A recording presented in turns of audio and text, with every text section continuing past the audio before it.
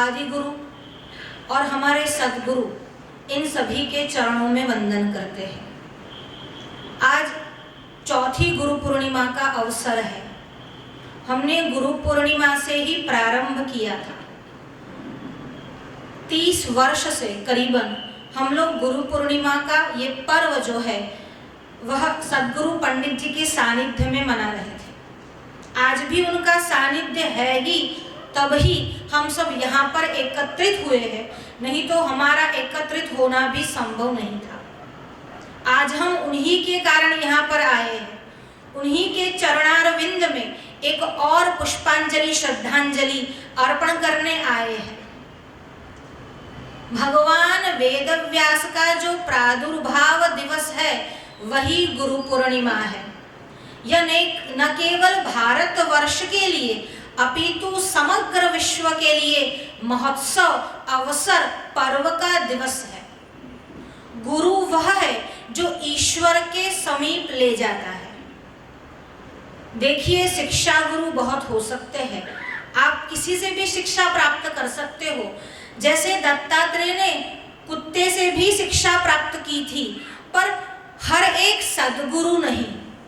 सद्गुरु वह है जो आपको ईश्वर के समीप ले जाए, जो आपको ईश्वर संबंधी ज्ञान दे, जो आपकी आध्यात्मिक उन्नति करे, जिसके चरणारविंद में जाने के पश्चात आपको अंतर मन में ये अनुभूति नहीं हुई कि हमारा आध्यात्मिक उत्कर्ष हुआ है। या तो आपकी गुरु प्रत्यय की श्रद्धा में कोई खामी है, या तो गुरु ही श्रेष्ठ नहीं। गुरु को ढूंढने की जरूरत वैसे पड़ती है, गुरु के लिए खोज करनी पड़ती है, पर उससे भी एक कठिन विषय है सदशिष्य मिलना। हर एक को शिष्य स्वीकार करना हमारी परंपरा में ये ना कहा है कि किसी को भी अपना शिष्य या शिष्यत्व देने में जल्दबाजी मत कीजिए। अगर आप किसी को शिष्य बनाते हैं तो उनके किए हुए पापों का आप भी कहीं ना कहीं कोई फल पाते हैं। इसीलिए शिष्य बनाने में थोड़ा विलंब कीजिए, थोड़ा विचार कीजिए। गुरु पूर्णिमा के 4 पर्व से हम लोग केनोपनिषद पर विचार कर रहे हैं। केनोपनिषद जो है हमारे यहाँ प्रधान 11 उपनिषद है, उसमें द्वितीय स्थान ईश केन कठ प्रश्न मुंड मांडुक्य ऐतरेय तैत्तरीय बृहदारण्यक छांदोग्य श्वेताश्वतर, इसमें दूसरा स्थान केनोपनिषद का है। हमने बार बार यह कहा है और हम आज भी यह दोहरा रहे हैं कि केनोपनिषद इसलिए महत्वपूर्ण है क्योंकि इस पर आचार्य श्री ने न केवल पदभाष्य किया है परंतु वाक्य भाष्य भी किया है। शांति मंत्र पर पूर्व में सद्गुरु ने विचार किया था, आधे मंत्र पर विचार हुआ था, तत्पश्चात आधे मंत्र पर दूसरी बार विचार किया गया। गत वर्ष हमने प्रथम मंत्र पर विचार किया था, आज द्वितीय मंत्र पर हम विचार करेंगे। देखिए, मंत्र, ऋचा और श्लोक सभी में भेद है। जो पुराणों में आते हैं, इतिहास में आते हैं, वह तो श्लोक है। जो कवि की रचना है वह तो काव्य है। सूत्र ग्रंथ उसे कहते हैं जो किसी बहुत गहरे विषय पर जिसकी रचना हुई हो और बड़े ही कम शब्दों में, सूत्रात्मक ही हम ऐसा बोलते हैं कि सूत्रात्मक बोलिए, पॉइंट टू पॉइंट बोलना है, वही सूत्र है। सूत्र सबके लिए ज्ञेय नहीं, सबके लिए it is not easy to understand. इसको इजीली हम नहीं समझ सकते, इसीलिए उसके ऊपर आचार्य जो है वह भाष्य करते हैं। कभी कभी सूत्र में कई बातों को दोहराया नहीं गया होता है, इसीलिए उसके ऊपर जो अन्य आचार्य होते हैं वह वार्तिक लिखते हैं। तो सूत्र है, वार्तिक है, फिर इसके ऊपर कारिका भी लिखी जाती है और एक है भाष्य। हमारे यहाँ सभी परंपरा चली है, हम बोलते ही है वार्तिककार मन्यान। ये वार्तिककार कौन है? जब हम मंगलाचरण बोलते हैं तब बोलते हैं वार्तिककार मन्यान। तो ये क्या है? वार्तिक क्या है और वार्तिककार क्या है? सूत्र पर जो भाष्य लिखा जाए, पर कभी कभी सूत्र की समझ में या समाजवश या समयवश थोड़ा सा जो परिवर्तन हो जाता है उस જેને करेक्शन अथवा एमेंडेशन न्यायनी भाषा में कहवाय उसी को वार्तिक बोलते हैं। तब जो ब्रह्मसूत्र था वो भगवान वेदव्यास ने लिखा, उसके ऊपर जिसने वार्तिक लिखी वह सुरेश्वराचार्य हुए और उसके ऊपर जिन्होंने भाष्य लिखा वह भगवत्पाद आद्य शंकराचार्य हुए। पर यहाँ पर क्रम थोड़ा भिन्न चला है। पहले ब्रह्मसूत्रक सूत्र लिखे गए, फिर उस पर भाष्य लिखा आदि शंकराचार्य ने और फिर उसके ऊपर सुरेश्वराचार्य ने वार्तिक लिखे, इसीलिए उनका नाम वार्तिककार पड़ा। यहाँ पर भी मंत्र के ऊपर भाष्य हुआ, पर दो प्रकार का भाष्य हुआ, एक हुआ पदभाष्य और एक हुआ वाक्य भाष्य। उपनिषदों के मंत्रों को समझना इतना सरल नहीं जितनी भाषा में सरलता है, क्योंकि ये जो भाषा है वह किसी व्यक्ति की भाषा नहीं है, वह ऋषियों की भी भाषा नहीं है। ऋषियों ने भी मंत्रों के दर्शन किए हैं। यह जो वेदवाणी है वह तो ब्रह्म के परमात्मा के निश्वास है, जिन्हें આપણે શ્વાસોશ્વાસ કહીએ છે તે છે। इसीलिए वेदों की उत्पत्ति कब हुई तो कि अनादिकाल से है, क्योंकि ब्रह्म की उत्पत्ति नहीं है। अब जब ब्रह्म के श्वास है तब उसकी उत्पत्ति कैसे होगी? इसीलिए ब्रह्म अनादि है तो वेद भी अनादि अपौरुषेय है। किसी ने भी कलम लेकर वेदों को लिखा नहीं है। बार बार यह चर्चा हुई है और बार बार इसका निराकरण सनातनी धर्मियों द्वारा हुआ है कि वेद अपौरुषेय है और अनादि है। न केवल अनादि है, अनंत भी है। यहाँ पर उपनिषद जो है वह वेद का ही भाग है और उपनिषद में भी केनोपनिषद है। ये उपनिषद कैसे किसे कहते हैं? उप यानी नजदीक, निकट, नी यानी एकदम और सद यानी बैठना। गुरु के नजदीक बैठकर जो पढ़ा जाए, जो ज्ञान उपार्जित किया जाए उसी को उपनिषद कहते हैं। इसीलिए जरूरी नहीं कि हर एक उपनिषद के मंत्र जो है वह आपको लिखे हुए मिले। आपके इस युग में भी, इस काल में भी गुरु के सानिध्य में बैठने पर कोई ऐसा गहन विषय, कोई ऐसी गहन बात आपके समझ में आ जाए, आपके श्रवण में आ जाए तो वह भी उपनिषद है। उपनिषद का आरंभ है वह केन शब्द से हुआ है। हमने गत वर्ष बताया था, इसीलिए इस उपनिषद का जो नाम है वह केनोपनिषद है, क्योंकि उसका प्रारंभ जो है वह केन शब्द से हुआ। केनेशितं प्रथितं प्रेषितं मनः।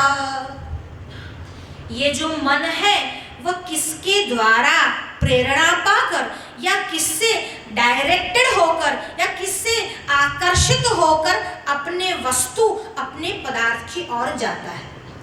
जब पहले मंत्र में ऋषि, देखिए उपनिषद भी जो है वह चर्चा चल रही है, प्रश्न है और उत्तर है। शिष्य का प्रश्न है और गुरु का उत्तर है। शिष्य प्रश्न पूछता है, केनेशितं प्रथितं प्रेषितं मनः। ये मन किसके द्वारा प्रेरित होकर अपने पदार्थ की ओर गति करता है? और अब गुरु का उत्तर है। गुरु का उत्तर आप सभी के पास है। श्रोत्रियस्य श्रोत्रम मनसो मनो यत् वाचोह वाचं सौ प्राणस्य प्राणस् चक्षुषश्चक्षुर्रतिमुच्य धीरा प्रेत्यास्म लोकात् अमृता भवन। श्रोत्रस्य श्रोत्रम, देखिए हम बोलेंगे आप उसको रिपीट करेंगे। श्रोत्रस्य श्रोत्रम मनसो मनो यत् वाचोह वाचं सौ प्राणस्य प्राणश् चक्षुषश्चक्षुर् अतिमुच्य धीरा प्रेत्यास्म लोकात् अमृता भवन्ति। बहुत सरल है। जिसको थोड़ी बहुत संस्कृत आती हो इसके लिए उसका गुणार्थ और तात्पर्य जाने दीजिए, पर भाषांतर समझना थोड़ा सरल है। श्रोत्रस्य श्रोत्रम, श्रोत्र यानी कान, श्रोत्रस्य श्रोत्रम ये कान का भी कान है।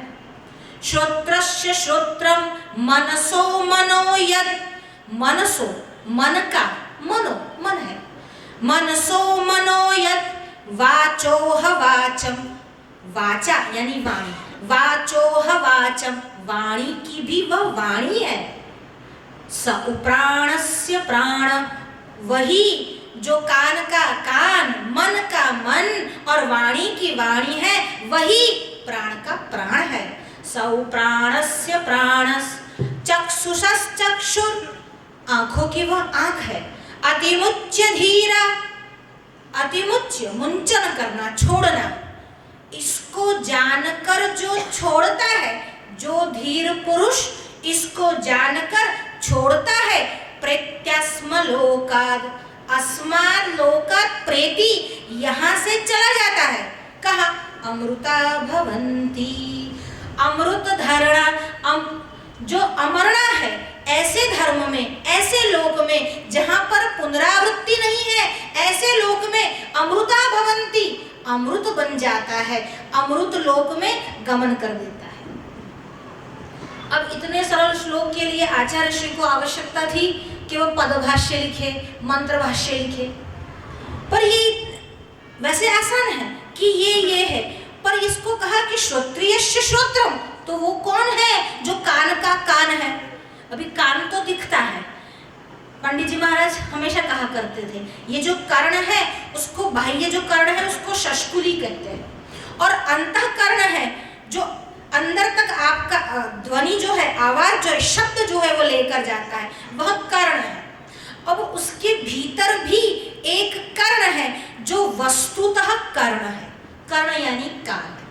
श्रोति अनेन इति श्रोत्रम, भाष्य का आरंभ करते हैं श्रोत्रस्य श्रोत्रम, तब आचार्य श्री कहते हैं श्रोति अनेन इति श्रोत्रम, जो सुनता है वह कर्ण कान है। छोटे बालक को भी पता है कि सुनता है वह कान है, उसमें नई बात क्या कही? अब आचार्य श्री जो कहते वो भी आता है, कहा कि ये जो है, जो श्रवणम है, श्रवणम प्रतिकारणम शब्दाभिव्यंजकम श्रोत्रियम इंद्रियम, जो शब्दाभिव्यंजक है। शब्दाभिव्यंजक क्या है? शब्द को सुनना। देखिए बहरे के कान होते हैं कि नहीं होते हैं? बहरे के कान होते हैं, उसकी शष्कुली होती है, फिर भी आप बोलते हो वो सुन नहीं पाता, वो समझ नहीं पाता, क्योंकि शब्द की अभिव्यंजक, जो शब्द को प्रकाशित करे, अभिभाषित करे, वो शक्ति उसके पास नहीं होती है। इसीलिए कहा कि ये जो श्रोत्र है वह क्या है? जो शब्द की प्रकाशित करने वाली शक्ति है वही श्रोत्रेंद्रिय है। अब हमने श्रोत्रेंद्रिय के विषय में तो नहीं पूछा था, हमारा प्रश्न क्या था? केनेशितम प्रथितम प्रेषितम मनः, ये मन जो है किससे प्रेरित होकर जाता है? हमारा प्रश्न तो यह था। सत्वया अपृष्टम, आपने क्या पूछा था? तो कहा चक्षुषश्चक्षु चक्षुषा श्रोत्रम कौ देवो युनक्ति। देखिए पूरा मंत्र ऐसा है आगे का कि मन किससे प्रेरित होता है, वाणी किससे प्रेरित होती है, चक्षु और श्रोत्र जो है किससे प्रेरित होकर अपने पदार्थ की ओर जाते हैं। अब आपका प्रश्न तो यह था कि श्रोत्र और चक्षु किससे प्रेरित होकर अपने पदार्थ, अपने विषय की ओर जाते हैं। विषय क्या है? श्रोत्र का विषय जो है वह शब्द है। श्रोत्र यानी ગુજરાતીમાં આપણે જેને કાન કહીએ છે એનો વિષય, વિષય એટલે અહીંયા સબ્જેક્ટ નહીં, ઓબ્જેક્ટ। આનાથી તમારું કામ શું? એકદમ સરળ ભાષામાં પૂછું તો કાનનું કામ શું? તો કે સાંભળવું। તો સાંભળવું એનું કાન છે, તો એનો ઓબ્જેક્ટ શું છે? તો કે વાણી, શબ્દ, અવાજ, એટલે કીધું કે શબ્દ। तो शब्द जे छे ते कान जे छे तेनो विषय छे, श्रोत्रनो विषय जे छे ते शब्द छे। पण शब्द गुणमा आकाशम, शब्द गुण किसका है? आकाश का है। अगर आप कुछ बोलते हो और हम सुन पाते हैं, इसका मतलब ये कि आपके और हमारे बीच आकाश है। अगर आकाश नहीं है तो आपका बोलना मेरे सुनने में नहीं आएगा।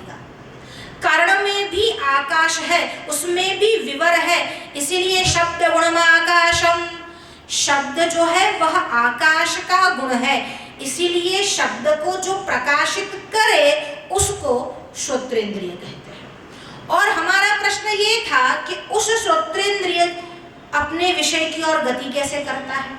ये आँख जो किसी रूप को देखती है, किसी चित्र को देखती है, वह अपने चित्र की ओर, अपने पदार्थ की ओर गति कैसे करती है। हमने पूछा ये था और आप ये बता रहे हो श्रोत्रस्य श्रोत्रम मनसो मनोयत। हमने पूछा कुछ और है, आप बता कुछ और रहे हो। जब हम आपसे ये पूछते हैं कि ये जो अनाज है वो किसने बोया, तो आप कहोगे किसान ने बोया। ये काम किसने किया, तो कहा कि विद्यार्थी ने किया। जब हम पूछते हैं कि इसको प्रेरित कौन करता है, तो आपका जवाब होना चाहिए कोई फलाना फलाना देव या फलाना फलाना आदमी, पर आपने ये नहीं कहा। आप तो ये कहते हैं कि वह ये है जो कान का भी कान है, वह ये है जो मन का भी मन है, वह ये है जो वाणी की भी वाणी है, और वही है जो प्राण का प्राण है और आंखों की आंखों है। तो वो कौन है? आपने ऐसा जवाब क्यों दिया? तब आचार्य श्री कहते नैष दोषः, इसमें दोष नहीं है। तो कहा इसमें दोष क्यों नहीं है? तो कहा जिसके विषय में हम बता रहे हैं वह कोई व्यक्ति मात्र नहीं, कोई व्यक्ति विशेष नहीं जिसके विषय में हम बता रहे हैं। हम तो उस विषय में बता रहे हैं जिसके कारण सभी व्यक्ति में एक आत्मा जो है, एक प्रत्यगात्मा जो है वह प्रकाशित होती है, घोषित होती है, जिससे एक व्यक्ति का व्यक्तित्व बनता है, या तो एक व्यक्ति की जीवनचर्या चलती है। न केवल जीवनचर्या चलती है, सारा विश्व ही जिससे चलता है। हम तो उसी के विषय में बात कर रहे हैं। यदादित्य गतम तेजो जगद भासयते खिलम यच्चंद्रमसि यच्चाग्नो तत्तेजो विद्धि मामकम। हम किसकी बात कर रहे हैं? यदादित्य गतम तेजो, जो सूर्य को भी तेज देता है। यदादित्य गतम तेजो जगद भासयते खिलम। आपको ये लगता है कि ये जगत जो है वह भुवन भास्कर से प्रभासित होता है? नहीं नहीं, हम तो उस परम तत्व की बात कर रहे हैं जो भुवन भास्कर को भी प्रभासित करता है।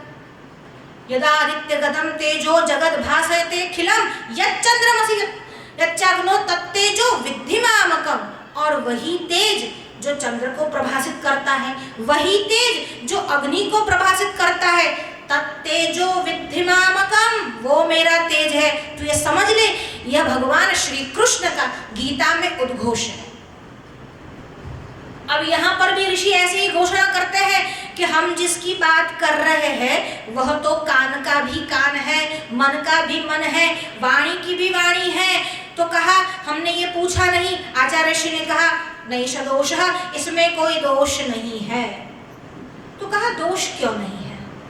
जब प्रकाश की बात आप कर रहे हो, अब आप कहते हो कि दीप है, अब आप कहते हो उस दीप के प्रकाश करने के लिए अन्य दीप मंगाओ, तो ये कैसी बात हुई?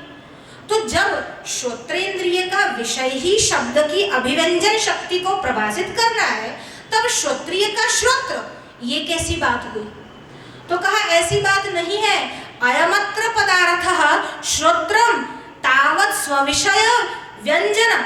अयमत्र पदार्थ, जो यह पदार्थ है वह क्या है? तो कहते हैं कि स्वविषय व्यंजन, उसके पास अपनी एक शक्ति है जिससे वो प्रभाषित होता है श्रोत्र। पर अगर उसमें यात्म विषयी चैतन्य न हो तो वो प्रकाशित नहीं होता है। सीधी सी बात है। ये जो शष्कुली है, बाह्य कर्ण है, चाहे जितनी भी इंद्रियां है, किसी शव में भी पाई जाती है, पर फिर भी शव न तो देखता है, न तो सुनता है, न तो वाणी ही निकलती है। तो शव और जीवित व्यक्ति में जो भेद है वह किसका है? वह भेद केवल आत्मा का है। इसीलिए ये चैतन्य शक्ति है जो नित्य अहंते, और ये कैसी है? अपृथक नहीं है, पृथक है। किससे? कारण से। सर्वांतरे सती भवति न सतीति। अगर वो है तो आप है, अगर वो नहीं तो आप नहीं। इसीलिए न एष दोषः, इसमें कोई दोष नहीं कि हम अगर कह दे कि वो श्रोत्रिय का श्रोत्र है। तो कहा आप मानते हैं कि एक प्रकाश को प्रज्वलित करने के लिए अन्य प्रकाश की आवश्यकता है? कहा हम ऐसा नहीं कहते कि एक प्रकाश को प्रज्वलित करने के लिए अन्य प्रकाश की आवश्यकता है, पर अगर एक प्रकाश का प्रतिबिंब हो तो बिंब तो होना चाहिए। अगर प्रतिबिंब है तो बिंब होगा तो ही प्रतिबिंब होगा। बिंब जो खुद है वो स्वयं, और हम दर्पण के सामने खड़े रहे तो हमारा प्रतिबिंब अंदर जाता है। तो अगर प्रतिबिंब पड़ रहा है तो बिंब तो होना चाहिए। अगर ये शक्ति काम कर रही है, क्या वह उसकी अपनी शक्ति है? तो कहा नहीं है, क्योंकि अपनी शक्ति होती तो अचेतन ऐसे शरीर में भी वह शक्ति काम करती, पर वह शक्ति काम नहीं करती, इसलिए वह यह शक्ति है जो सबको चलाती है। मनसो मनोयत वाचोह वाचम सौ प्राणस्य प्राणश। अब देखिए, अगर कोई व्याकरण जानता हो तो उसमें व्याकरण की भी बड़ी अच्छी बात है। पहले जो शब्द आया उसमें कहा श्रोत्रस्य श्रोत्रम। श्रोत्रम शब्द जो आता है वह संस्कृत में द्वितीया में आता है। श्रोत्रस्य श्रोत्रम, मनसो मनोयत वाचोह वाचम, यहाँ पर भी वाचम द्वितीया का प्रयोग किया। अब 2 बार ऋषियों ने प्रयोग किया वाचम और किया श्रोत्रम। अब आगे क्या करते हैं? प्राणस्य प्राणः। अब यहाँ पर प्राणः प्रयोग किया।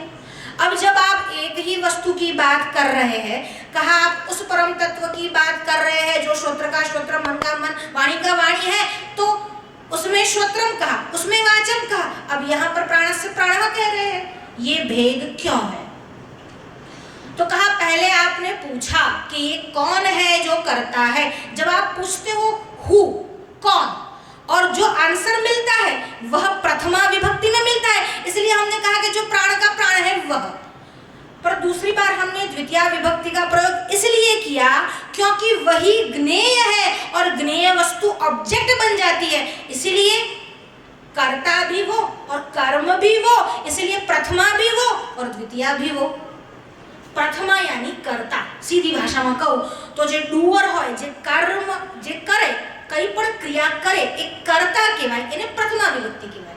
અને એ જે કરે છે, માનો કે આપણે એવું કહીએ કે ભાર્ગવી ફળ ખાય છે તો ફળ જે છે તે કર્મ થઈ જશે। અહીં જે જાણવાનું છે, जिसको जानना है, जिसके विषय में ये प्रश्न है, वह ज्ञेय है, इसलिए द्वितीया विभक्ति का प्रयोग किया है। अब आगे कहते हैं चक्षुसर चक्षु रतिमुच्च धीरा। कहा कि चक्षुओं की यह चक्षु है। अब आगे हुआ है कि सौ प्राणस्य प्राण, तो कहा चक्षु की बात चली है, श्रोत्र की बात चली है, तो ऐसा नहीं हो सकता ये प्राण के बदले ग्रहण हो। अब आर्ग्यूमेंट करने वाले तो कुछ भी कर सकते हैं कि प्राण के बदले ग्रहण हो। आपने कैसे मान लिया कि प्राण ही है, ग्रहण क्यों नहीं है? बात चली है इंद्रियों की। जब श्रोत्रेंद्रिय कर्ण की बात आ गई, चक्षु इंद्रिय की बात आ गई, तो घ्राण इंद्रिय यानी नासिका की बात क्यों नहीं आई? तो प्राण के बदले ग्रहण नहीं हो सकता। तो कहा नहीं हो सकता।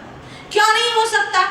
तो कहा जब हम बोलते हैं कि प्रत्यक्ष प्रमाण, तब प्रत्यक्ष शब्द में बोलते क्या है? प्रत्यक्ष यानी आंखों के सामने जो है वह प्रत्यक्ष।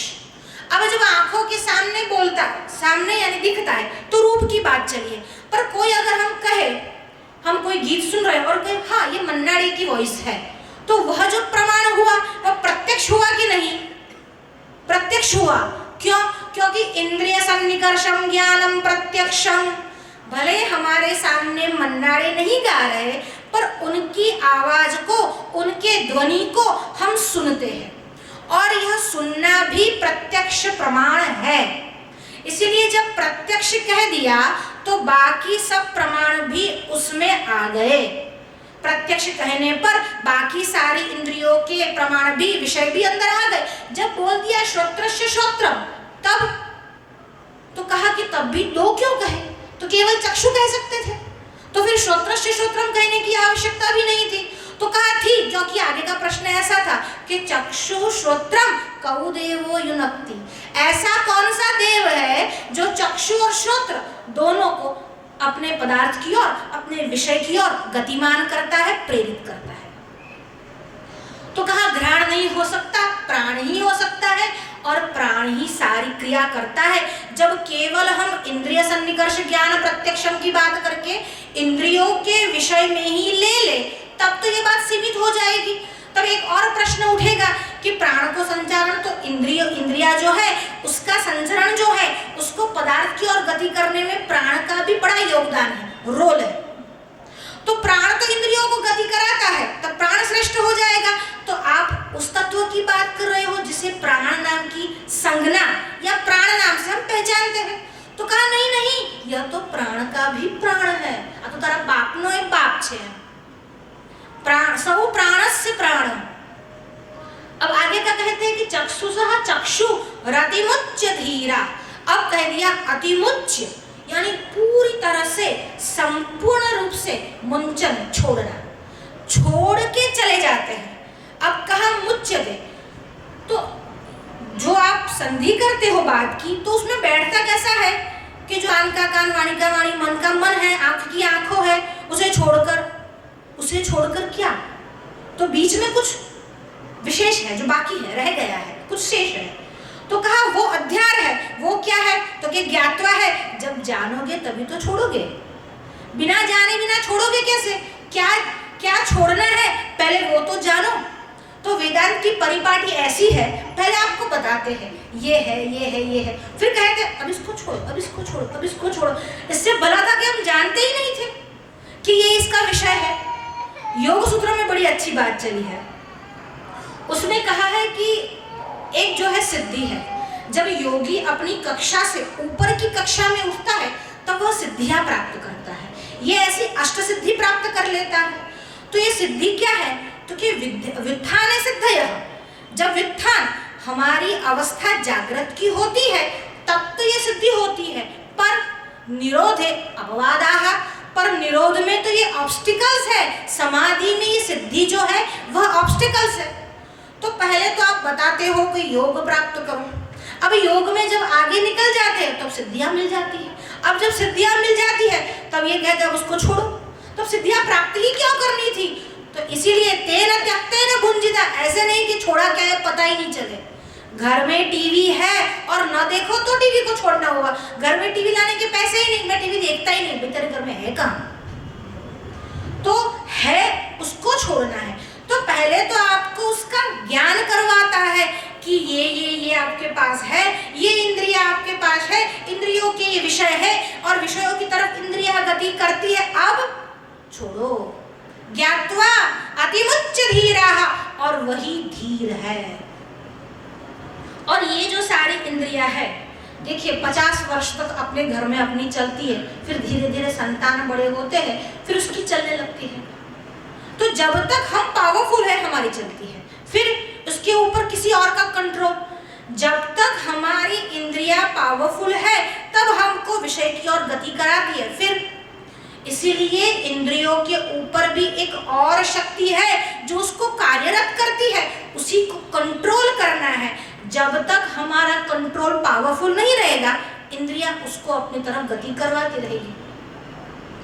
इसलिए संयम रखना जो बार बार कहा जाता है वह इंद्रियों का कहीं न कहीं दमन नहीं है, उसको न केवल सप्रेस करना है, उसको अच्छी जगह डाइवर्जन भी देना है, कहीं और भी उसको मोड़ना है। इसीलिए जो संयम नहीं रख सकते, जिसके लिए योग का मार्ग कठिन है, ज्ञान का मार्ग कठिन है, उसके लिए भक्ति का मार्ग कहा। क्यों? आपकी आंख अगर रूप का निरूपण करने में, रूप का दर्शन करने में अपने आप को रोक नहीं सकती तो श्री कृष्ण के दर्शन करो। अगर आपके कान अच्छे संगीत को, अच्छी बात को सुनने से रुक नहीं सकते तो बुरी बात मत सुनो, श्री कृष्ण के गुणानुवाद सुनो। अगर आपकी वाणी कोई अच्छी बात नहीं कह सकती तो उसको रोके कैसे, तो श्री कृष्ण के गुणानुवाद गाओ। श्री कृष्ण यानी हम परमात्मा के विषय में बात कर रहे हैं, परमात्मा के किसी भी स्वरूप का अनुसंधान करो। तो इंद्रियों को दमन नहीं है, इंद्रियों को भक्ति में जो है वह दमन नहीं है, इंद्रियों को भगवत परायण करना है। योग में इंद्रियों का दमन नहीं है, योग में इंद्रियों को अंतर्गत करना है, यानी अंदर लेना है, जो बाह्य जाती है उसको अंदर ले जाना है। और ज्ञान में तो यह बात क्लियर ही है कि इंद्रियों का जो स्वामी है वह इंद्रियों से पृथक एक और सत्ता है, वो तो यहाँ पर कह ही रहे हैं कि जो श्रोत्र का श्रोत्र, मन का मन, वाणी का वाणी। अतिमुच्च धीराः प्रेत्यास्म लोकात् अमृता भवन्ति। इसलिए तू ऐसा मत समझ कि तू ऐसा कर रहा है, तू ऐसा कर रहा है, वह तू शब्द का भी प्रयोग हुआ, वह इंद्रियों के लिए हुआ है। तू ऐसी मत हो जा, तू ऐसा मत समझ कि तू सुन रहा है, तू ऐसा मत समझ कि तू देख रही है, तू ऐसा मत समझ कि तू वाणी का जो विषय है तू बोल रहा है। क्योंकि ये जो परमात्मा है न तो वाणी से गाया जाता है, न आंखों से देखा जाता है, न ही कानों से सुना जाता है, वह तो अनुभव का विषय है। फिर आपका अनुभव बढ़ जाए, आपकी भक्ति बढ़ जाए, और हमने कहा ना अगर इंद्रिय जो है वह भगवत चरण की ओर बढ़ जाए तो उस निष्काम, निराकार और निर्गुण परमात्मा को भी भक्ति के कारण सकाम स्वरूप, सकाम से उद्गीत होकर, सकाम से प्रेरित होकर उसको भी एक स्वरूप लेकर, उसको भी एक आकार लेकर आपके सामने आना पड़ता है। पर वहां पर भक्ति ये कंडीशन है आपकी। तो यहाँ कहा अतिमुच्च धीरा प्रेत्यास्म लोकात् अमृता भवन्ति। और वो क्या करता है? प्रेत्य। प्रेत्य शब्द का अर्थ आचार्य श्री बताते हैं पुत्र, मकान, घर, जमीन, औरत, जायदाद, ये जो सारी आपकी संपत्ति है उन सब का अतिमुंचन करके अस्माद् लोकात्, इस लोक से चले जाते हैं। कहाँ पर? अमृता भवन्ति, अमृतत्व को प्राप्त कर लेते हैं।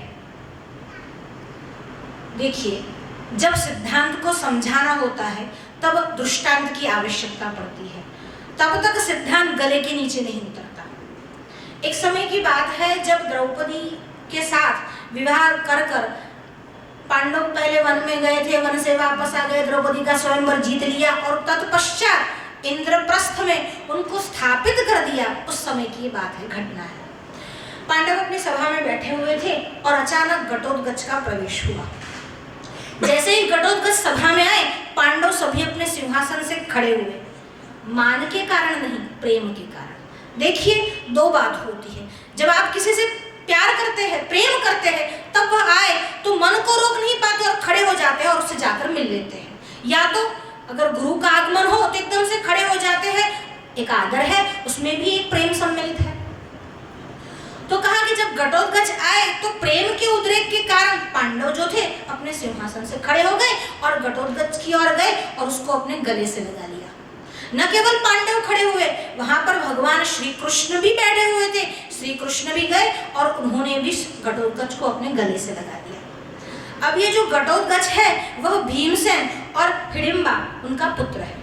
जब घटोत्कच का आगमन हुआ और उन्होंने उनसे प्रेम से गले लगाया, वहां पर बिठाए, उसके कुशल समाचार पूछे।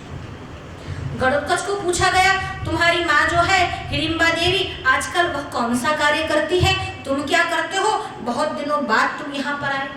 तब घटोत्कच ने कहा कि मैं वहाँ कुशल मंगल हूँ और हमारी जो माँ है देवी हिडिंबा अभी तपश्चर्या में लगी हुई है। मेरे मामा के मृत्यु के पश्चात मुझे वहाँ पर राजगादी पर बिठा दिया है, मैं वहीं का शासन करता हूँ। बड़े प्रसन्न हुए। अब जब इस पुत्र को देखा, बड़ा ही अच्छा था, बड़ा ही गुणों वाला पुत्र था, इसलिए युधिष्ठिर के मन में एक बात आई। युधिष्ठिर ने कहा, भगवान इनको देखकर मेरे मन में एक बात आती है, इतना गुणशाली पुत्र है, इसके लिए कोई अच्छी कन्या आपके ध्यान में है? और भगवान श्री कृष्ण ने पांडवों के लिए क्या क्या काम नहीं किए। अब कन्या ढूंढने का काम भी उन्हीं को कहा गया। कहा, पूछा क्या इनके लिए आपकी नजर में कोई अच्छी सी कन्या है? तो भगवान श्री कृष्ण ने भी 2 मिनट ध्यान किया और कहा, हाँ बिल्कुल है। मैंने एक कन्या देखी है जो आने बराबर फिट था, एवियन छे, उसके बराबर उपयुक्त है, और ऐसी कन्या मैंने देखी है।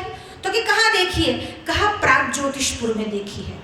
प्राग ज्योतिषपुर જેને આપણે ગુવાહાટી કહીએ છીએ, અસમનો વિસ્તાર, કામરૂપ દેશ એટલે અસમ, અને એના જે રાજધાની હતી એનું નામ હતું प्राग ज्योतिषपुर। तो कहा प्राग ज्योतिषपुर की एक कन्या है, और भगवान आप प्राग ज्योतिषपुर असम में कैसे पहुंच गए? तो कहा कि मुर नाम के दैत्य के साथ मेरा युद्ध हुआ था, इसीलिए भगवान का एक नाम मुरारी हुआ, क्योंकि मुर नाम के दैत्य के वह शत्रु है, मुर के अरि मुरारी, और मुर नाम के दैत्य का उन्होंने वध भी किया, इसीलिए भी उनको मुरारी कहा जाता है।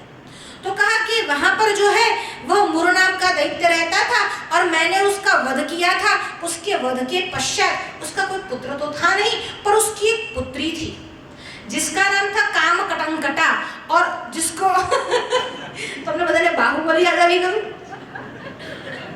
तो उसका नाम था काम कटंकटा और वो मुर की पुत्री थी, इसीलिए उसका एक नाम मौरवी भी पड़ा है। तो कहा कि उस समय उसका कोई पुत्र तो था नहीं, इसलिए युद्ध करने के लिए वह उसकी जो पुत्री थी मौरवी थी वह मेरे सामने आ गई।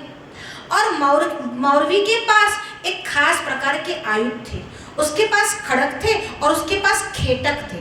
खेटक जो आपने ढाल कही, उसके पास खड़ग और खेटक थे और वह कोई साधारण खड़ग और खेटक नहीं थे। कामाख्या ने प्रसन्न होकर उसको वो खड़ग और खेटक दिए थे। अब जब भगवान श्री कृष्ण के सामने आई और भगवान श्री कृष्ण और कामकटंकटा का द्वंद्व युद्ध हुआ, इस द्वंद्व युद्ध में भगवान ने जितने भी बाण चलाए उसने उसको परास्त किया। अब भगवान के मन में विचार आया, ऐसी कौन सी शक्ति है इस राक्षसी के पास जो ये मेरे एक के बाद एक जो है वह जो अस्त्र शस्त्र है उसको परास्त करती जा रही है। और जब ये युद्ध चल रहा था तब कामाख्या देवी वहां पर प्रकट हुई और कहा, मौरवी पुत्री तुम ये युद्ध रहने दो, क्योंकि श्री कृष्ण को कोई युद्ध में जीत नहीं सकता। आज नहीं, कल भी नहीं, भविष्य में भी श्री कृष्ण को कोई जीत नहीं सकता और तुमको तो इनकी शरण में जाना चाहिए, क्योंकि भविष्य में वह तुम्हारे श्वशुर बनेंगे, यानी श्वशुर पक्ष से आएंगे। कहा कि ठीक है। और कामाख्या की बात सुनकर कामकटंकटा ने भगवान कृष्ण की शरण ली और भगवान श्री कृष्ण ने आशीर्वाद दिए थे। अभी जब युधिष्ठिर ने पूछा तब कहा, घटोत्कच के लिए ये कन्या ही उत्तम है। देखिए, किसी एक कन्या को पूछा गया, तुम्हारी इच्छा अभिलाषा क्या है? मने एवो वर જોઈએ જે બહુ ઊંચો ધંધો કરતો હોય। તો કે અચ્છા, એક મૂર્તિઓ આવે એના માટે કયો ધંધો કરો છો? અરે બહુ ઊંચો ધંધો છે। તો કયો ધંધો છે? તો કે गिरनार पर આપણો પાનનો ગલ્લો છે। तो अब कहा कि ये जो कटंकटा थी वह और घटोत्कच दोनों एक दूसरे के लिए उपयुक्त थे। भगवान श्री कृष्ण ने आशीर्वाद दिए, पर साथ में एक बात और बताई। कहा ये कटंकटा की एक शर्त है। शर्त क्या है? उसको बुद्धि में परास्त करे, यानी उसको जो निरुत्तर करे और उसको बल में भी हराए, ऐसे पति के साथ शादी करेगी। ये उसकी शर्त थी। तो कहा बल के लिए हमें कोई संदेह नहीं, पर बुद्धि में परास्त करे। तब युधिष्ठिर को थोड़ी शंका हुई। घटोत्कच का बल तो बहुत है, पर बुद्धि में परास्त करे। सभी गुण है, पर जैसे विषैला दूध नहीं पिया जाता, वैसे ही अगर दूध में थोड़ा सा विष का एक ड्रॉप, एक छींटा भी गिर जाए तो वो निष्काम हो जाता है, नकामू થઈ જાય છે। अब कहते हैं सारे के सारे गुण हैं, पर बुद्धि के विषय में आप न पूछो तो अच्छा है। युधिष्ठिर के मन में संशय हुआ। जब ये संशय हुआ तब भीम ने क्या कहा? देखिए, इसको कहते हैं श्रद्धा। जब श्री कृष्ण ने कहा कि कामकटंकटा उपयुक्त है, इसका मतलब कोई प्रश्न नहीं, उपयुक्त ही है। भीम ने कहा जब श्री कृष्ण ने कह दिया है तो ये हमारे पुत्र के लिए उपयुक्त ही होगी, अब प्रश्न क्यों? और अर्जुन ने एक बात और जोड़ दी। कहा इतना ही नहीं, श्री कृष्ण ने तो ये प्रस्ताव रखा है, दूसरी बात कामाख्या देवी ने भी यही कहा था कि श्री कृष्ण तुम्हारे श्वशुर पक्ष से आए हैं। जब कामाख्या देवी ने मोहर लगा दी, अब प्रश्न काहे का, अब संशय क्यों है? तो कहा ठीक है। अब घटोत्कच चले प्रागज्योतिषपुर। अब प्रागज्योतिषपुर पहुंचे, शाम तक वहां पर पहुंच गए। देखिए, ये दैत्यों के पास, राक्षसों के पास अद्भुत शक्ति रहती थी। बाकी भगवान या ये लोग कहाँ विराजते थे? हस्तिनापुर। और प्रागज्योतिष यानी आसाम, इतना अंतर, पर शाम तक वहां पहुंच गए। और जैसे ही प्रागज्योतिषपुर में प्रवेश किया, वहां पर एक महल था। महल के बाहर एक दासी, एक सखी खड़ी थी, जो ये मौरवी की सखी थी। वहां पर गए और पूछा आपकी राजकुमारी कहाँ है? कहा राजकुमारी से आपको क्या काम? कहा मैं एक अतिथि हूँ और उनकी कामना से आया हूँ। उन्होंने जो विवाह के लिए बात रखी है, उस विवाह की बात को सुनकर मैं आया हूँ। और कहा मुझे उनकी कामना है, आप केवल यह संदेशा उन तक पहुंचा दीजिए। હવે છાણના દેવને કપાસિયાની આંખો રાક્ષસી હતી, આનું પણ સ્વરૂપ બહુ વિશાળ હતું, બલશાળી શરીર હતું, અંગો પાંગ एकदम પુષ્ટ હતા। अब जब इसको देखा, सखी के मन में भी बड़ा आनंद हुआ कि मूर्तियो तो बराबर आयो छे, પણ હવે આ શરતમાંથી પાર થાય ત્યારે વાત સાચી। अब इस सखी ने जाकर कामकटंकटा को एक बात बताई कि बहुत अच्छा एक अतिथि आया है और तुम्हारी कामना से आया है। देखिए, जब हस्तिनापुर से ये निकले थे तब श्री कृष्ण ने एक और बात बताई थी। कहा, तुम वहां जा तो रहे हो, पर जब तुमको कोई प्रश्न कहने की बात आए, कोई प्रसंग सुनाने की बात आए, तो मेरा नाम एक बार मन में स्मरण करना और फिर प्रसंग जो है, कथा जो है, प्रश्न जो है, उसका उत्तर देना। कहा ठीक है। अब यहाँ पर उसको समाचार मिले कि वह आए हैं। अब ये जो है कहा शीघ्र उन्हें ले आओ। उन्होंने बहुत वर्णन किया कि बहुत बड़े सुंदर है, बड़े बलशाली है, बड़े बड़े चौड़े कंधे हैं, नासिका है अग्र भाग में, और बहुत सुंदर उनका जो कपोल है, और जो मस्तिष्क है, ललाट है, वो भी बहुत विशाल है। कहा उसको अंदर लेकर आओ। अब जब अंदर लाया गया, कहा कि अब उसके मन में ऐसी चिंता हुई कि मैंने ये शर्त क्यों रख दी। अगर ये मेरी बात का या मेरी कथा का, उसकी ऐसी शर्त थी कि मुझे कोई कथा सुनाए और इस कथा में मुझे निरुत्तर करे।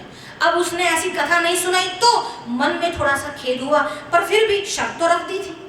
कहा तुम मुझे ऐसी कथा सुनाओ कि मैं निरुत्तर हो जाऊं। और घटोत्कच ने क्या किया, आंखें बंद की, भगवान श्री कृष्ण का स्मरण किया।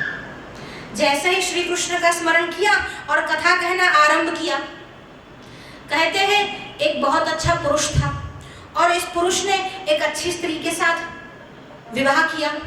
अब विवाह करने के बाद वह जो पुरुष था वह कोई जितेंद्रिय पुरुष तो था नहीं, उसके वहां भी संतान हुई, पुत्री हुई। पर पुत्री होने के बाद उसकी जो पत्नी थी वह चल बसी। अब वह जब चल बसी तब ये जो पुत्री थी बहुत छोटी थी, अब उसको बड़ा किया। अब जब बड़ा किया, पुत्री बहुत सुंदर थी और कामवश उस पुरुष को उस पुत्री पर ही मोह आया और उस पुत्री को ऐसा बताया, तुम मेरी पुत्री नहीं हो, तुम पड़ोसी की कन्या हो, तुम मुझसे विवाह करो, मैंने तुमसे विवाह करने के लिए ही तुमको पाल पोस के बड़ा किया है। जब ऐसा दुर्विचार उसके मन में आया, वह लड़की थी, वो तो अज्ञात थी, वो जानती नहीं थी इस बात को कि ये मेरा पिता है कि नहीं। उसने इसी बात को सत्य मान लिया और विवाह हो गया। जब विवाह हो गया तो उनके वहां भी पुत्र हुआ। अब जब उनके वहां पुत्र हुआ तब वह पुत्र, वह जो आदमी था, वह जो पुरुष था, उस पुत्र का बाप हुआ कि नाना हुआ। अब जब ये प्रश्न पूछा तब वो भी विस्मय में पड़ गई कि ये कैसा प्रश्न है, ये कैसी कथा है। अब ऐसा तो कहा नहीं था कि इतिहास सुनाना है, कहा था कथा सुनानी है। ये बात किसी पुरुष या किसी स्त्री की नहीं है, एक गधे की बात है। पुरुषों पशुओं में तो ये होता रहता है। कहा अब उसका संबंध बताओ। अब जब संबंध नहीं जान पाए, उसको बड़ा गुस्सा आया। कहा कि उसने मुझे निरुत्तर कर दिया। उसने क्या किया, उसके पास जो खड़ग थी उसको निकाला और उसको मारने के लिए अप्लवित हुई। जैसे ही मारने के लिए उद्यत हुई, उसने उसके हाथ को पकड़ा, उसको घसीटा, जमीन के ऊपर फेंक दिया और उसके ऊपर अपना पांव रखकर उसके गले को दबोचने लगा। जब गले को दबोचने लगा, उसने कहा मैं मान गई, मैं तुम्हारी बुद्धि से भी परास्त हो गई और मैं तुम्हारे बल से भी परास्त हो गई, मुझे विवाह मंजूर है। अब यहाँ पर इन दोनों का विवाह हुआ, पर विवाह होने से पूर्व घटोत्कच ने कहा ऐसे तो विवाह हम करेंगे नहीं, हमारे यहाँ इस परंपरा को मान्य नहीं रखा जाएगा। जब तक माता और पिता उपस्थित है, उनकी उपस्थिति में ही विवाह होना चाहिए। हम इंद्रप्रस्थ चलते हैं। इंद्रप्रस्थ चले, युधिष्ठिर और पांडवों के सामने इनका विवाह हुआ और पुनः वह अपने स्थान पर लौट आए। जब वो अपने स्थान पर लौट आए, वहां कई मास के पश्चात इस कामकटंकटा से भी एक पुत्र हुआ। और ये जो पुत्र हुआ वह देखने में बड़ा सुंदर था और उसके जो बाल थे वह घुंघराले थे, इसीलिए उसका नाम रखा गया बर्बरिक। बर्बर यानी घुंघराले बाल। अब बाल घुंघराले थे इसीलिए उसका नाम रखा गया बर्बरिक। अब बर्बरिक जो है, देखिए राक्षसों में एक खासियत होती है, जैसे ही उनके वहां जन्म होता है तरुण अवस्था को प्राप्त कर जाते हैं। बर्बरिक का जन्म हुआ, तरुण अवस्था को प्राप्त कर गया। अब घटोत्कच बर्बरिक को लेकर द्वारिका गए, क्योंकि उनको द्वारिकाधीश से मिलना था। अब बर्बरिक को लेकर वहां पहुंचे और कहा, भगवान श्री कृष्ण के चरणों में वंदन करके कहा, भगवान मेरे पुत्र के मन में कुछ संशय है, कोई प्रश्न है, आप उस प्रश्न का निराकरण करो। कहा ठीक है। अब बर्बरिक ने पूछा, ऐसा कौन सा तप है, ऐसा कौन सा ज्ञान है, ऐसा कौन सा धर्म है, ऐसा कौन सा दान है जो मुझे करना चाहिए, जो सबसे श्रेयस्कर मार्ग है। तो कहा सभी वर्णों के लिए जो मार्ग है वह भिन्न भिन्न है, ये सभी वस्तु जो तुमने पूछी वह श्रेयस्कर है, पर ब्राह्मणों के लिए तप जो है प्रधान है, धर्म प्रधान है, अध्ययन प्रधान है, पर क्षत्रियों के लिए बर प्रधान है, वैश्यों के लिए उनका व्यापार जो है वह प्रधान है, और शूद्रों के लिए जो कारीगरी है, शिल्प विद्या है वह प्रधान है, और सेवा प्रधान है। तो कहा तुम क्षत्रिय हो, तुम्हारे लिए बल प्रधान है, अब तुम्हें बल की प्राप्ति करनी पड़ेगी, और अगर बल की प्राप्ति करनी है तो शक्ति देवी की शरण में जाना पड़ेगा। भगवान श्री कृष्ण ने ये नहीं कहा कि मैं ही तुमको बल दे देता हूं। भगवान श्री कृष्ण बल देने में सामर्थ्यशाली थे, बल उन्हीं के कारण है। तब भगवान श्री कृष्ण ने ये नहीं कहा, उनको देवियों के शरणों में भेजा, और भगवान श्री कृष्ण का अन्याश्रय नहीं हुआ। यहाँ पर देवियों के शरण में भेजा, और कहाँ भेजा? भेजा गुजरात में भेजा, स्तंभेश्वर में बर्बरीक आए। स्तंभेश्वर जो है उसको गुप्त क्षेत्र भी कहा जाता है, वहाँ नवदुर्गाएं वास करती हैं, और उस नवदुर्गा को वहाँ पर बुलाने वाले देवर्षि नारद है, और वहाँ गुप्त रूप से वास करती है, उसीलिए उसको गुप्त क्षेत्र भी कहा जाता है। तो स्तंभेश्वर में बर्बरीक ने तपश्चर्या की, तपश्चर्या 3 साल तक ऐसी उग्र तपश्चर्या की, सभी जो दुर्गाएं थी, सिद्धांबिकाएं जो थी, प्रसन्न हुई, और प्रसन्न होकर कहा तुम्हें जो चाहे वर मांग लो, तुम्हें अपार बल की प्राप्ति हो जाएगी। और दूसरी बात, तुम्हारा बल जो है उसका साफल्य तब होगा जब मगध देश से विजय नामक ब्राह्मण यहाँ पर आएगा, और तुम्हारी मित्रता से वह बन जाएगा, और तुम उसको सहयोग करोगे, उसके बाद तुम अपार बलशाली हो जाओगे। अब उसको क्या करना था? वहां रहना था, और उस मगध के ब्राह्मण की प्रतीक्षा करनी थी। वहां पर रहने लगा, विजय नामक ब्राह्मण वहां पर आया, वह किसी खास प्रयोजन से वहां आया था, उसे वहां पर शक्ति प्राप्त करनी थी, देवी की उपासना करनी थी। वो वहां पर आया, उपासना करने लगा, और उसकी मित्रता भी हो गई। उपासना करते समय जब एक दिन यह स्वप्न देख रहा था, उस स्वप्न में अंबिका ने कहा तुम अपने द्वार पर इसको बर्बरीक को बिठाओ, और तुम्हारी रक्षा करेगा, और यह अनुष्ठान जो है वह तुमको पूर्ण करना है। पहले गुरु की उपासना की, कथा बहुत लंबी, हम विस्तार नहीं करते। गणपति की उपासना की, फिर सिद्धांबिका की उपासना कर रहे थे, उस समय बर्बरीक को वहां बिठाया, बर्बरीक वहां पर रक्षा कर रहे थे। जब बर्बरीक रक्षा कर रहे थे, एक दिवस का अनुष्ठान का रात्रि का समय था। रात्रि का पहला प्रहर हुआ कि एक राक्षसी वहां पर आई, बर्बरीक ने उसको मार गिराया, और अब दूसरा प्रहर चला। दूसरा प्रहर में एक राक्षस वहां पर आया, उसको भी बर्बरीक ने मार गिराया। अब उसी दूसरे प्रहर में तीसरा एक राक्षस आया, जिसका नाम रेपलेंद्र था, और जिसके 100 मुख थे, और पेट से रेंगता हुआ वहां पर आया। इसके साथ बर्बरीक का भीषण युद्ध हुआ, उसको भी मार गिराया। तीसरे प्रहर में एक तीसरी राक्षसी आई, उसको भी मार गिराया। चौथे प्रहर में एक साधु वेश लेकर आया,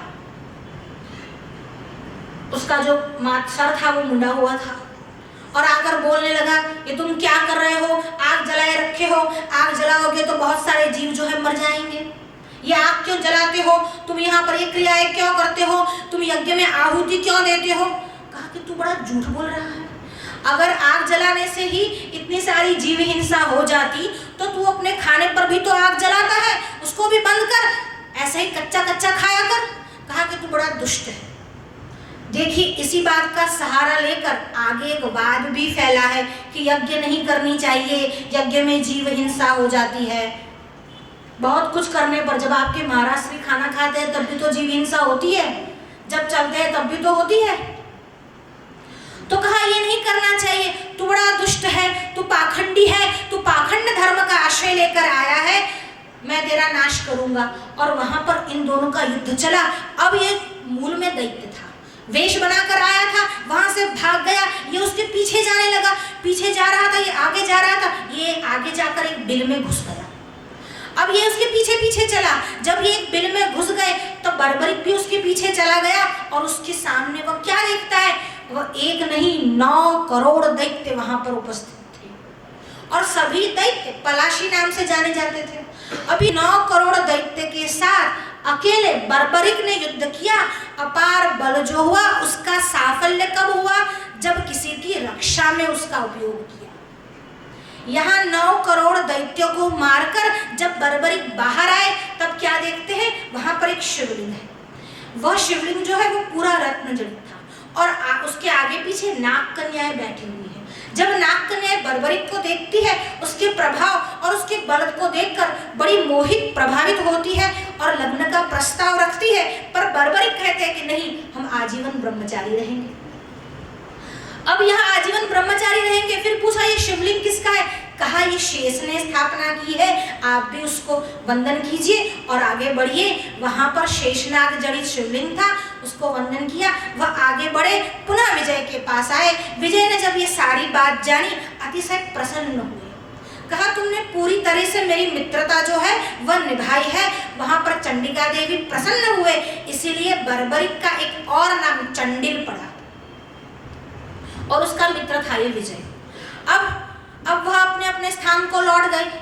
अब समय आया, देखिए बहुत पूरा समय चला है। यहाँ पर बर्बरिक का बड़ा होना और वहां पर पांडवों के साथ भी बड़ी उथल पुथल हुई है।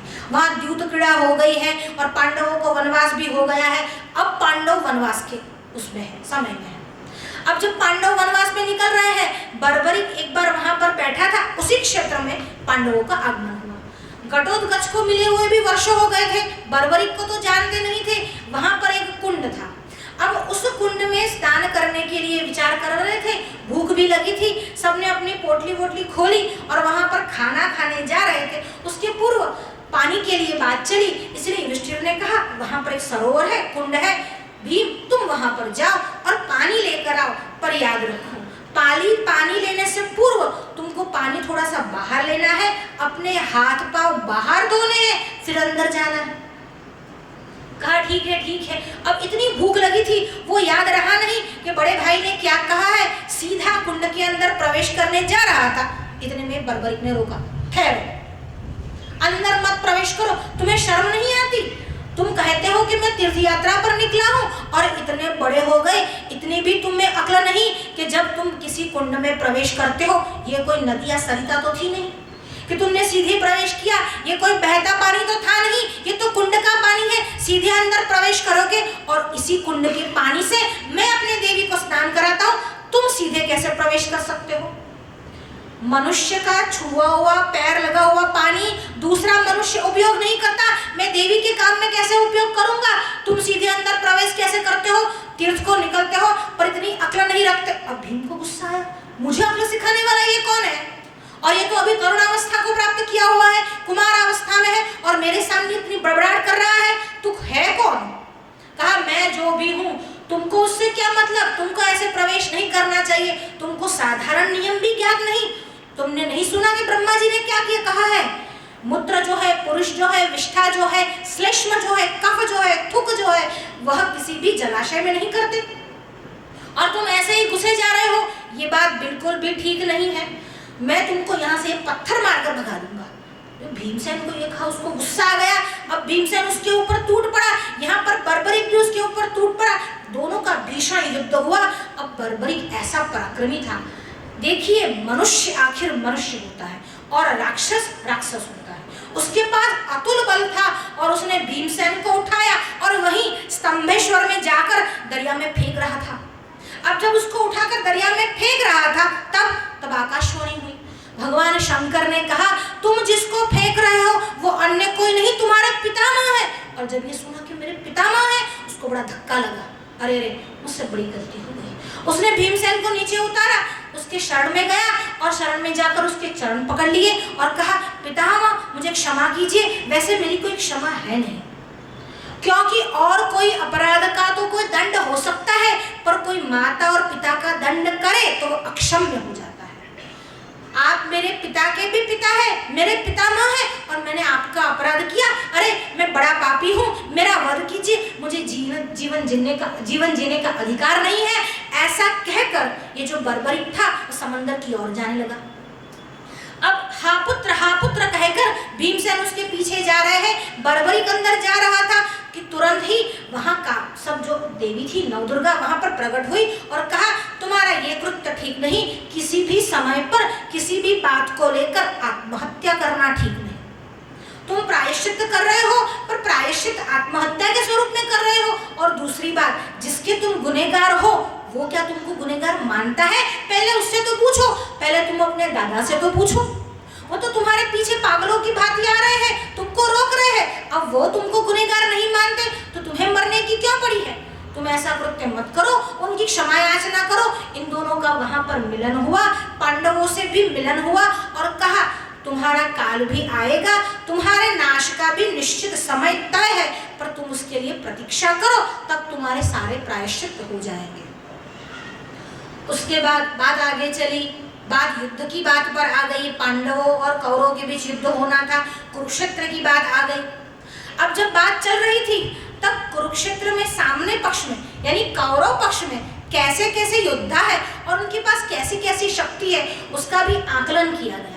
हमारे पास इतना होना चाहिए कि सामने वाला जो शत्रु पक्ष है उसके पास कैसे कैसे योद्धा है। तो यहाँ पर कहा कि हमें ऐसी बात सुनने को मिली है कि भीष्म और कृपाचार्य ने कहा है मैं अकेला ही 1 महीने में पूरी पांडव सेना का नाश कर सकता हूँ। कहा कृपाचार्य और द्रोणाचार्य ने तो ये बात कही है कि तुम तो 1 महीने की बात कर रहे हो, मैं अकेला ही 15 दिवस में सारी सेना को समाप्त कर सकता हूँ। अब जब द्रोणाचार्य ने ये कहा, अश्वत्थामा ने कहा 15 दिन, मैं तो केवल 10 दिवस में पूरी पांडव सेना को नाश करूंगा। और जब अश्वत्थामा ने ये कहा तब कर्ण चुप नहीं रहा। कर्ण ने कहा तुम 10 दिवस की बात कर रहे हो, मैं केवल 6 दिवस में पूरी पांडव सेना को अर्जुन के सहित समाप्त करूंगा। अब जब ये बात चली थी, ये बात पांडव पक्ष में, पांडव शिविर में हो रही थी, उनके मन में भी बड़ा उत्साह आया। अब उनके मन में भी होड़ लगी। तब कहा इतने बड़े बड़े बलशाली हैं। अब युधिष्ठिर को हुआ अगर ऐसी बात है क्या हमारी सेना कौरव के सामने युद्ध कर पाएगी? तब अर्जुन ने कहा आप चिंता क्यों करते हैं, हमारी सेना में भी देखो कैसे कैसे बलशाली है, नकुल है, सहदेव है, भीमसेन है, मैं हूँ। अरे हम सबकी रक्षा करने वाले भगवान श्री कृष्ण हमारे साथ हैं। तब हमारी सेना का बाल कौन बांका करेगा? और आपको फिर भी चिंता है, अभी भी आप उस माप तोल में लगे हुए हैं। तो हम आपको बता दें, अगर अर्जुन के हाथ में गांडीव है और सामने पूरी कौरव सेना है तो 1 दिवस पर्याप्त है पूरी कौरव सेना को खत्म करने के लिए। अब जब अर्जुन ऐसा बोल रहे थे तब बर्बरिक से रहा नहीं गया। उसने कहा ये बड़ा बखान, ये मेरे चाचा है पर बड़े बखान करते हैं, और बखान करते समय ये भूल गए कि दूसरा योद्धा भी है, उनके पास भी सामर्थ्य है, उनके पास भी बल है। तब बर्बरिक ने कहा चाचा जी आप कहते हैं 1 दिवस, मुझे केवल 2 मुहूर्त का समय दीजिए, मैं 2 मुहूर्त में इस कौरव सेना को भीष्म के सहित नाश कर दूं। तो कहा कि बड़ी बातें कर रहा है, आपको कम लग रहा है, आपको झूठ लग रहा है, ये लीजिए मैं इसका प्रमाण देता हूँ। और उसने क्या किया, भस्मों को उठाया और भस्मों को अपने अभिमंत्रित करके उसने ऐसे करके कौरव सेना की ओर डाला, और कौरव सेना में जितने भी योद्धा थे वो भस्म सारे के सारे कौरव सेना के मर्म स्थान पर जाकर लग गई। अब ए वो पाउडर होतो कि जो अवे आयुध के शस्त्र चलावे तो ये शस्त्र ने साथ पाउडर चुंबक जेવું काम करे। अब मैं केवल 1 ही बाण चलाऊंगा और ये सारे 1 बाण जो लक्ष्य बाण होकर निकलेंगे वो सारे के सारे कौरव सेना के मर्म स्थान पर लगेंगे। 2 मुहूर्त काफी है। और जब ये कहा उसका गर्व जो था बढ़ रहा था, उसने ऐसी ऐसी बड़ी बातें की और उसको प्रमाणित भी करने लगा था। जब ये बोलने लगा था भगवान श्री कृष्ण ने क्या किया, एकदम से सुदर्शन चक्र का आह्वान किया और उस चक्र से उसका शिरच्छेद कर दिया। अब ये तो प्रमाण दे रहा था, ये तो प्रतिज्ञा कर रहा था, उसका शिरच्छेद क्यों हुआ? चारों ओर कोलाहल मच गया, घटोत्कच था, वो तो मूर्छित हो गया, मेरे पुत्र का वध किया और वह भी भगवान ने वध किया। यहाँ पर अर्जुन भी असमंजस में था, भीमसेन भी असमंजस में थे, युधिष्ठिर भी असमंजस में थे। अब प्रश्न ये है वध हुआ तो क्यों हुआ? ये तो प्रमाण दे रहा था, इसमें ऐसी कौन सी बात थी? हाँ, अहंकार पूर्ण प्रमाण दे रहा था। तब वहां पर देखिए अभी भगवान श्री कृष्ण ने जवाब नहीं दिया, क्योंकि उन्होंने वध किया था। अभी जो वध करेगा वही जस्टिस नहीं बनेगा, वही जज नहीं होगा। वहां पर नवदुर्गाएं उपस्थित हुई और उन नवदुर्गाओं ने कहा कि ये जो बर्बरिक है वह पूर्व जन्म में सूर्यवर्चा नामक यक्ष था। जब ये पृथ्वी जो थी वह भार से कुंठित होकर भगवान की शरण में आई, तब ब्रह्मा जी विष्णु की शरण में गए और विष्णु से ये प्रार्थना की गई कि आप अवतार लेकर आए। और जब विष्णु ने हाँ कहा, हम अवतार लेकर आएंगे और पृथ्वी का भार हरण करेंगे, तब ये सूर्यवर्चा बोला था, विष्णु की क्या आवश्यकता है, मैं अकेला ही सामर्थ्यवान हूँ। जब इसने ये कहा, ब्रह्मा जी कुपित हुए और ब्रह्मा जी ने शाप दिया था, जब विष्णु आएंगे पृथ्वी का भार हरण करने के लिए, उन्हीं के हाथों तुम्हारी मृत्यु होगी, क्योंकि तुम अहंकारवश ऐसी बातें करोगे। अपने बड़ों के सामने अपने वडीलों के सामने जब हम अहंकारपूर्ण गुरुजनों के सामने यह बात करते हैं, वह कदाचित उचित नहीं। और इसी बात को, और वैसे भी भगवान श्री कृष्ण पांडव पक्षपाती थे, वो अर्जुन का तो सहन भी कैसे कर लेते। वैसे हम ये नहीं कह सकते कि पांडव पक्षपाती थे, भगवान श्री कृष्ण भक्त पक्षपाती है। और अर्जुन तो भगवान श्री कृष्ण से भिन्न है ही नहीं। और यहाँ पर उसका वध नहीं हुआ, शिरच्छेद हुआ। और जब सारी नवदुर्गाएं वहां पर उपस्थित हुई, तब इन नवदुर्गाओं से कहा, ये आपका परम भक्त है, ये बड़ा बलशाली है। भगवान श्री कृष्ण ने आग्रह किया, अब इसके सर पर अमृत का सिंचन करो और राहु के समान इसके सर को भी जीवित करो। उसके सर को पुनर्जीवित किया गया। अब उसके देखिए जो धड़ था उसका अग्नि संस्कार कर दिया गया, केवल सर को रखा गया और सर को पूछा गया, तुम्हारी कोई इच्छा है? तो कहा, हाँ मेरी इच्छा है। कहा, इच्छा क्या है? मुझे ये युद्ध देखना है। अब तुम बिना धड़ के युद्ध कैसे देखोगे? तो कहा, एक पर्वत की चोटी पर इस सर को ले जाओ और वहां से वो युद्ध देखेगा।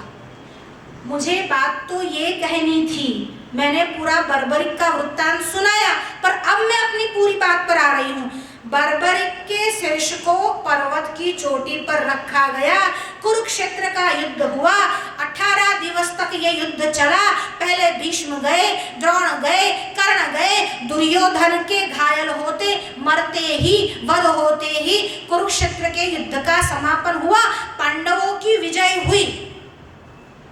जब पांडवों की विजय हुई और पांडव सेना में हर्षोल्लास का वातावरण था और श्री कृष्ण उपस्थित थे, सभी पांडव उपस्थित थे, तभी युधिष्ठिर ने भगवान श्री कृष्ण को प्रणाम किया और कहा, भगवान अगर आप हमारे साथ नहीं होते तो ये युद्ध नहीं होता और हमारी विजय नहीं होती। विजय केवल उसी के पक्ष में है जिसके पक्ष में भगवान श्री कृष्ण है, और वस्तुतः युद्ध तो आप कर रहे थे, हम तो केवल पीछे थे।